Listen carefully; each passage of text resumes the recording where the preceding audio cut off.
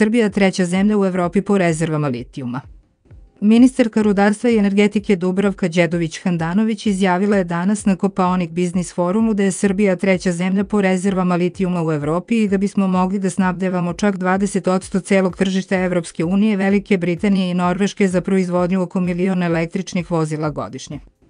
Ona je rekla da je samo za jedan električni automobil potrebno oko 40 kg nikla, 9 kg litijuma, zatim mangan, nikl, kobalt, katodni materijal, grafit. Znači nemoguće je bez veće dostupnosti takvih sirovina. Mislim da smo mi zemlja koja po rezervama litijuma u Evropi stoji na trećem mestu, a možemo da snabdevamo čak 20% celog tržišta Evropske unije, Velike Britanije i Norveške sa ovim sirovinama da se proizvede negde 1.000.000 električnih vozila na godišnjem nivou, navela je ministarka. Da li ćemo to da iskoristimo ili ne, na nama je, poručila je Đedović-Handanović i naglasila da treba da vidimo kako to da radimo poštujući zaštitu životne sredine i zdravlje ljudi.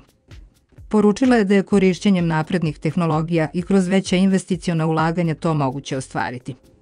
Ona je istakla da je plan naše zemlje da do 2030. za 9% smanji potrošnju finalne energije, kao i da proizvodimo 45% struje iz obnovljivih izvora.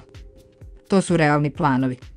Ako pogledamo da je svetski cilj na globalnom nivou da iz obnovljivih izvora energije 2028. proizvodi 42% električne energije. Mislim da smo mi vrlo ambiciozni sa 45%, ali i vrlo realni da ćemo biti iznad svetskog proseka, a opet kažem, polazimo iz pozicije koja je jako nezahvalna kada je pre svega bazna energija u pitanju, odnosno proizvodnja električne energije iz uglja, navela je ministarka. Kaže da je plan da dodamo i 3,4 gigavata do 2030. iz obnovljivih izvora, što kroz investicije javnog sektora, ali i privatnog sektora.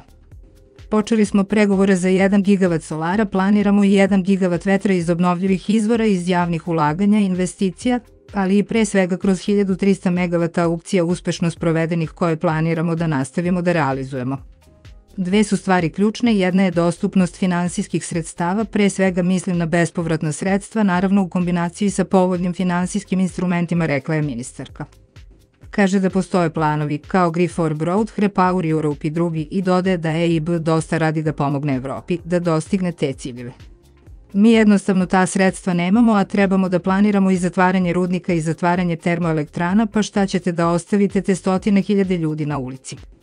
Pa ne, morate da planirate odakle ćete pre svega da im obezbedite nova radna mesta, navela je Đedović-Handanović.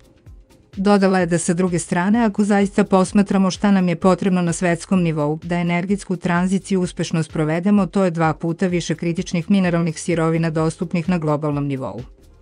Tu pre svega misli na kobalt, na nikl, na bakar, na litijum.